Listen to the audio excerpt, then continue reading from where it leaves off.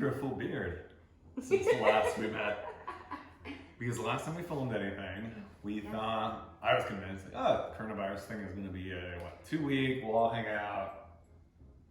It's not 2 weeks.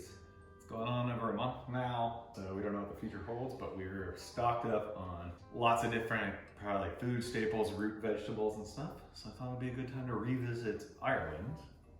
Yeah. Staples. So one of our first trips as a couple. First couple trips.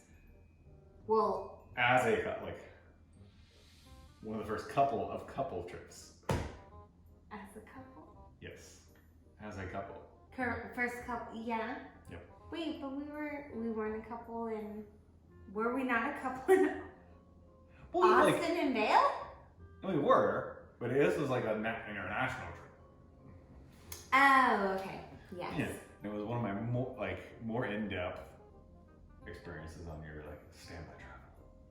Oh yes, because I thought it was a bit more serious. So by the end of 2015, I added him to my benefits. Which is a big deal. It's very serious. So take that. So explain what benefits are, and what you do. As a flight attendant, I can travel for the most part free.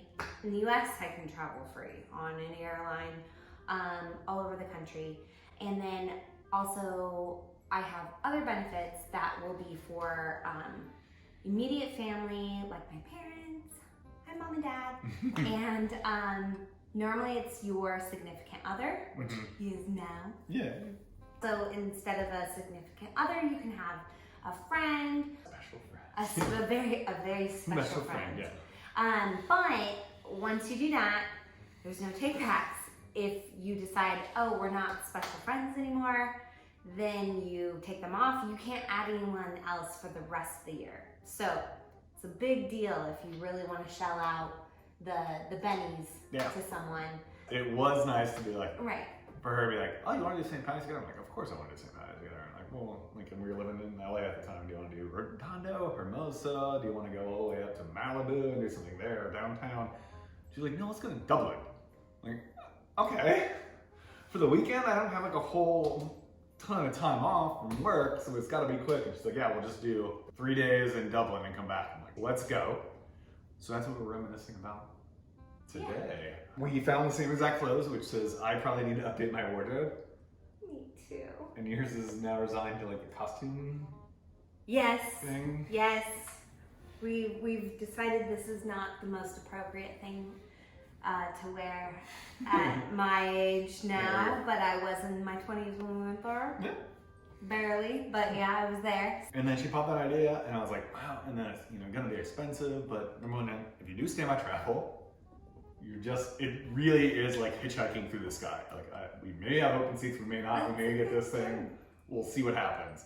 And then we had friends, Danny and Ashley, were like, we're gonna do it too, and so we can do it. Not only do an Airbnb in the middle of town, but split that with them, get a 2-bedroom place. And then we had a grand plan of all the places we're gonna visit.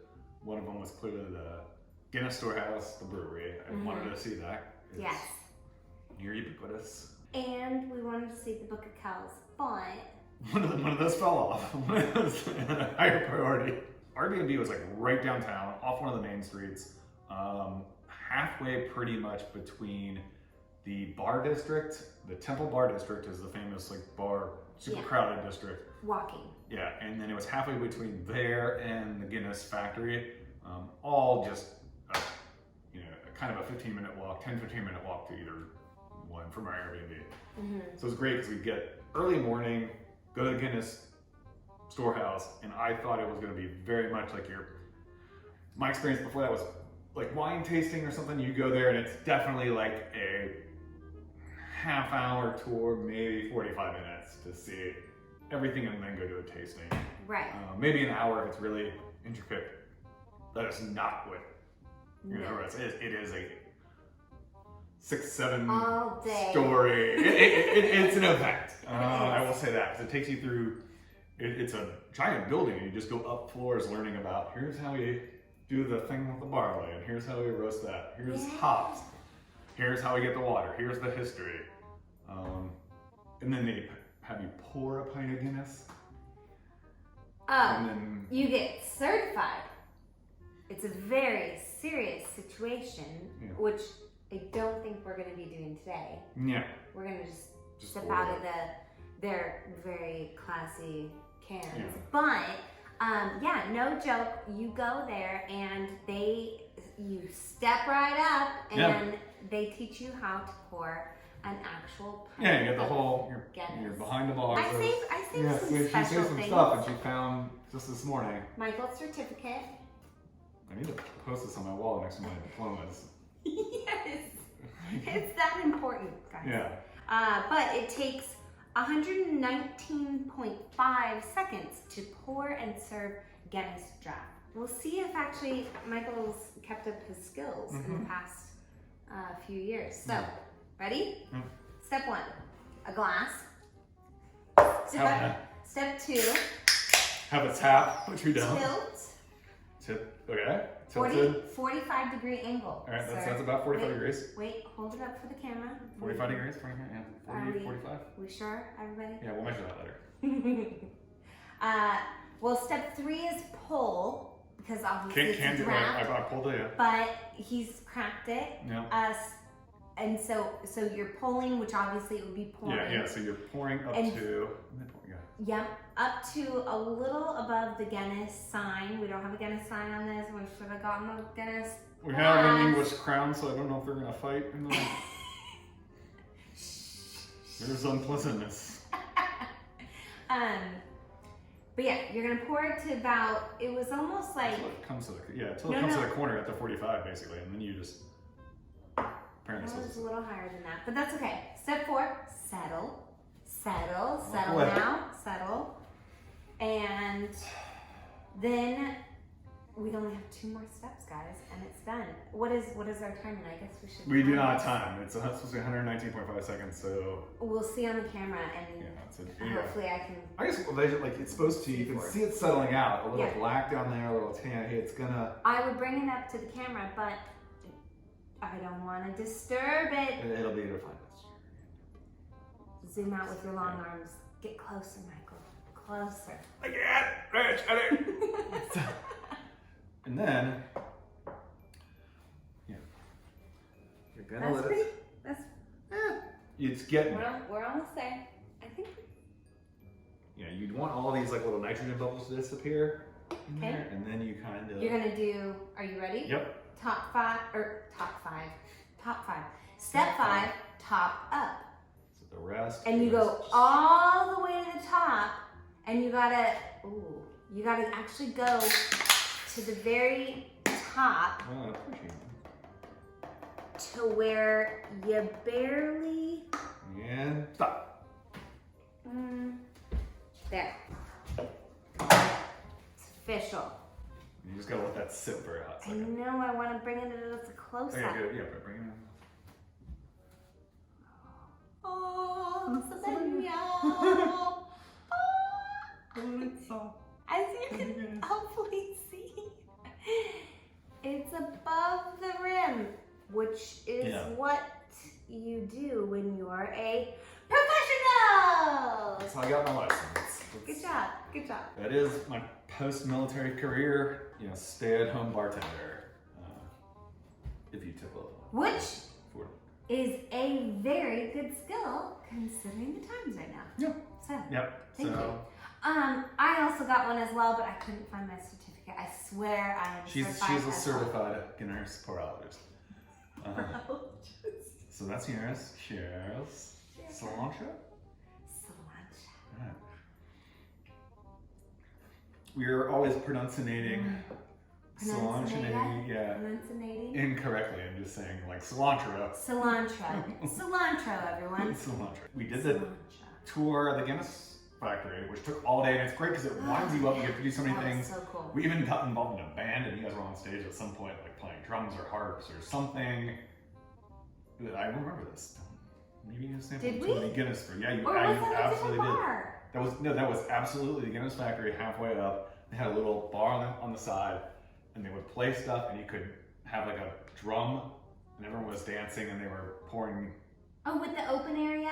Yeah, there was open area, but With the then stairs. later there was stairs all the way to the top with like Yes. a 360 A view little more fancy. of Dublin. It was it was a little more fancy, Mhm. but that was a blast.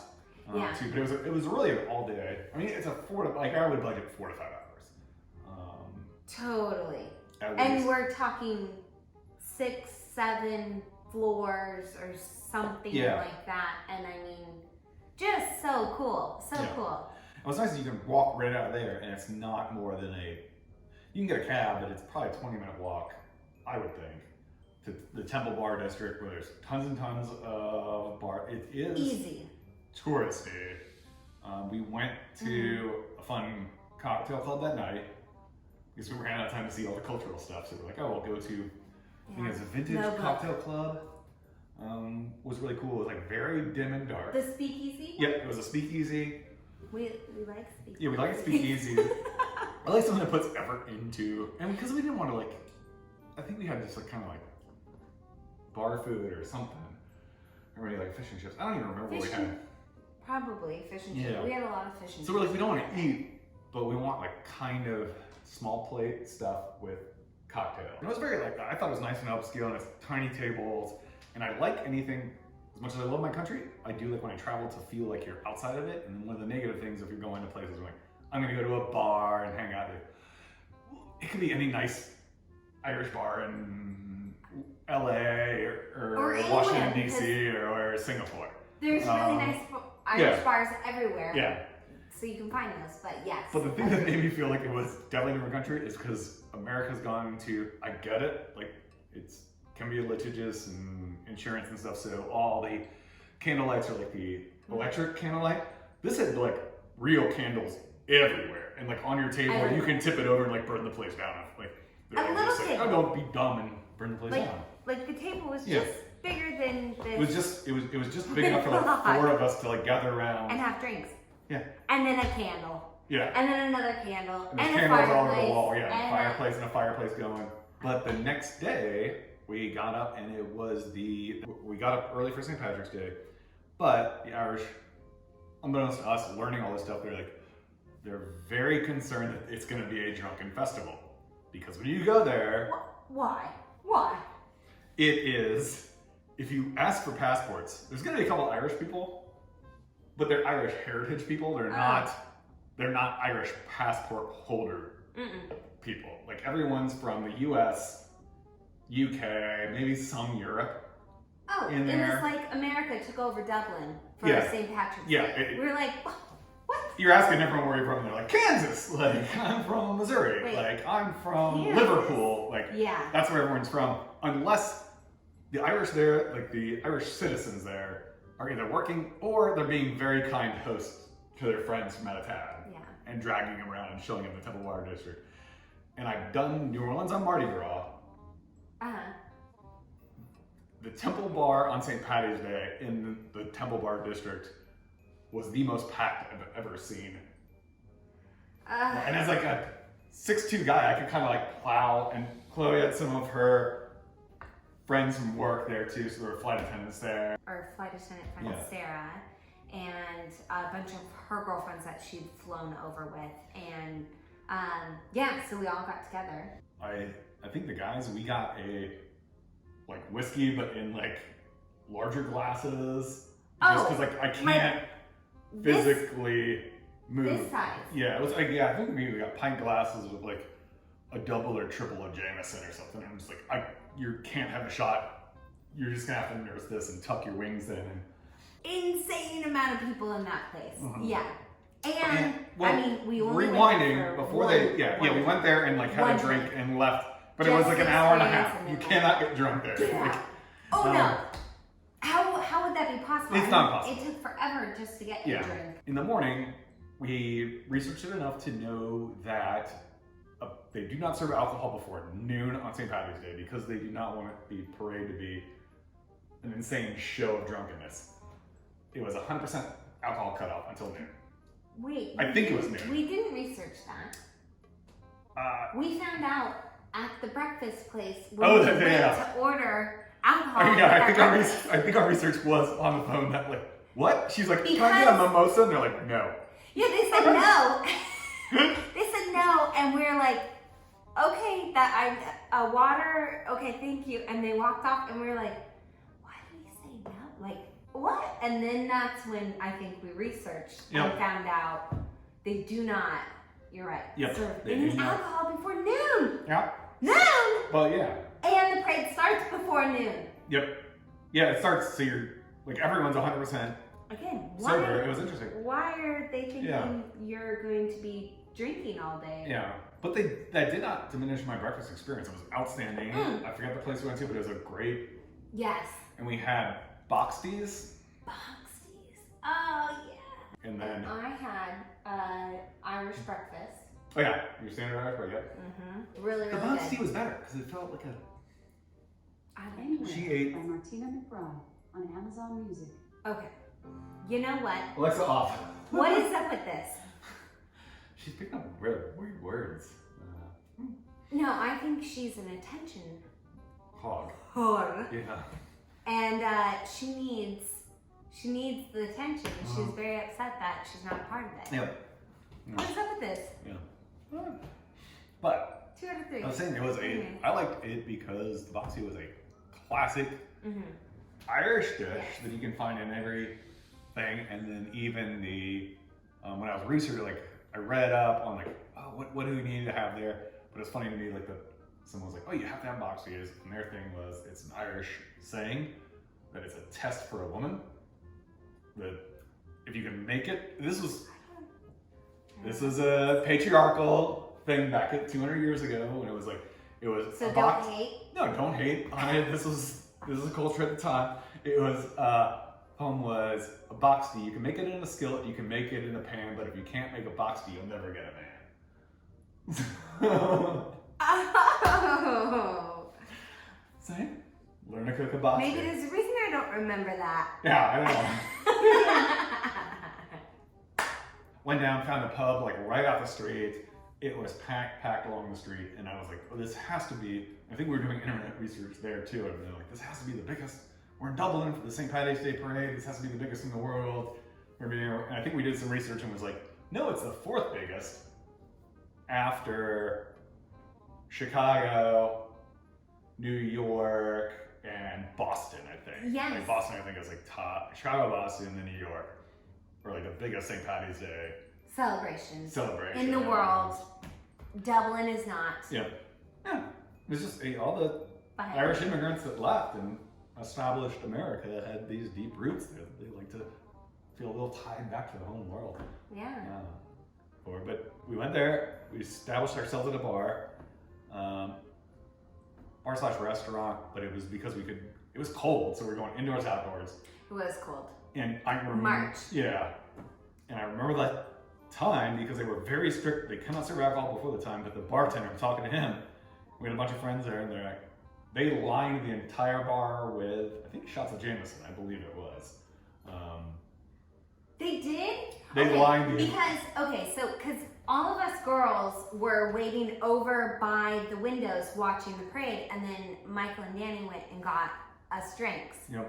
Well, to wait in line to then get us drinks because it still wasn't time yet. It was packed. They But it was, they bar? watched the clock.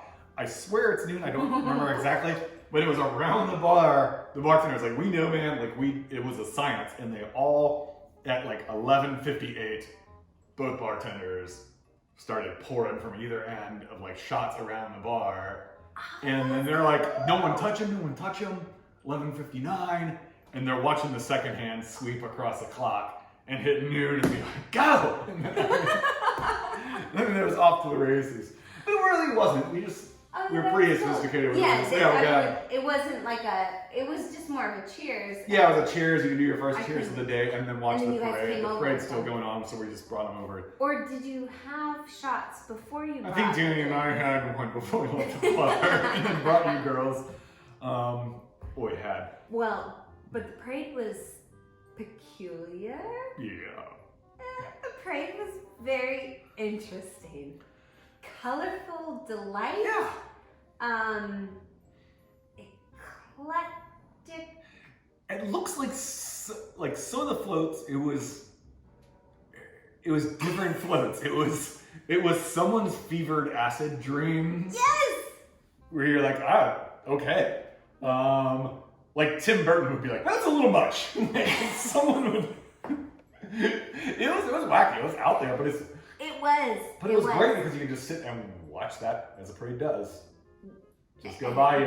Go on by. Go on by. And then our intent was to fly out the very next day. Well, wait, whoa. You're skipping over. What am I skipping over? You're skipping over Facebook official. Oh.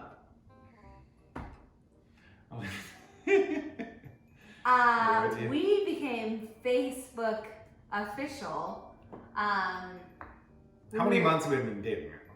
Almost 4. Yeah. And we've been, enjoying each other's company. Yeah, pretty much consistently, yeah.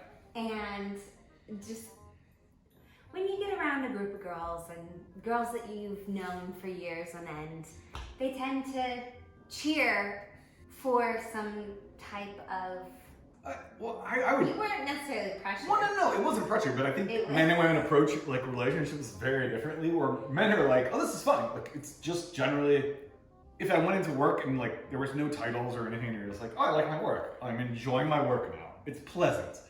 Women are like, "What's your pay grade? Like, what rank are you?" Like, it's a promotion-based system with like time and stuff. So what is your title? What are we? Yeah, what? How do we define? How do you establish? You guys are like, I'm having a great time. I'm enjoying what. I'm confused when I introduce you to. What is he? Yeah. No. Yeah. What is it? Like, give me a rank. What rank are you? Yeah. And so it was pretty funny because everyone was like, "Well, what are you, Facebook official? Are you boyfriend girlfriend? Like, what are you doing here?" And we're like, "We're having a good time. We're enjoying each other's company." And so I think. Was it Sarah that kind of... Yeah, I was like, well, are you on... Push I'm not a along Facebook guy. He is not a Facebook guy. He's on there. Thank you. He's on there. But other than that, I mean, he doesn't really post anything. And so it's been very few and far between. And so... That was a rank. Apparently, they were like, are you... And this is the first time Sarah met you and Ashley met you. Yeah. And... I've known them for a while, and so they were just kind of like, okay, well, what is it? What is it? What are we doing here? What do you mean to Chloe? What do you mean? One of them asked, like, are you Facebook official? I'm like, I don't know what that means. And they're like, there's a link you got to click on to be linked that you're in. You're exclusive on Facebook, so everyone knows. I'm like, are you single or are you in a relationship? Yeah, I had no idea that was a thing, but it's apparently a thing. And so they're like, oh, give me your phone. I'm like, okay, all right, you want to do this? And like, yeah, I'll link that Facebook. I didn't even ask you. I don't think I was like, by fiat, Mark Zuckerberg, you're now mine. I claim you. I claim you. It was a caveman. It was like dragging me off by your hair to the cave. We're in a relationship now. It was very cute, and we have footage of it. So here you go. You're welcome. What just happened? No. She said yes. They're Facebook official. Oh my God, that just happened, and you guys are like so. I loved it. I think it was so sweet. And then we got to the airport. And this is the problem with hitchhiking. They're like, hey, you're going on the company's dime, and you only get a seat if they have available room. That's really what most flight attendants do the work for, I think, is like, it's probably a lower paying than they deserve, I would say, but it's compensated by... Can you say that again? I think they calculate in the fact that a lot of these people do the work for that travel benefit. Is so huge where it's like, hey, you can have these seats, and so the work to pay, and it reduces the ticket price for your average person traveling. Yeah, you're more likely to have someone sitting next to you that's on standby, but it keeps your ticket price down because people are willing to work for less because they're like, all right, now I get around the world travel benefits. Mm-hmm. Yeah. So it's a quid pro quo there, but you have to plan. You cannot be like setting up your wedding around the fact that you're going to get there. No. Like guaranteed, because we did not do that. Because especially what happened in Ireland, we showed up and they have two flights that day out from Ireland back to the States and out of Dublin. Yep. And one of them has a mechanical issue. So they're gonna, of course, pull. We had a ton of empty seats, everything looks great. Good to go. All those empty seats go from the plane previous, dumped into the next plane. So everyone, all the paying passengers can get back on time, and you just have to suck it up. Because they canceled that flight. Yeah, that flight was just canceled. It was not moved back. It's whatever. So it's gonna get out, a couple days. I'm not sure. It was a pretty bad mechanical issue, so it's not gonna fly because of safety reasons. Yeah. So now there's one plane. Well, one plane's not gonna hold everybody. So you're the people that, because we're hitchhiking. Especially on a holiday weekend. So we had to come up in the airport with a backup plane. Yeah, And the right backup- then and there. Yeah, and it's a fun thing because you can open up the app and be like, okay, you're looking all over Europe. Did we get a train somewhere? Can we get into London and get a flight out of there? What do we do? Where do we go next? Stay tuned for part 2, where we continue and finish up this amazing trip and cook up our delicious Ireland-inspired dish. Thank you so much for watching. Hit the like button if you enjoyed, and please subscribe. Cilantro.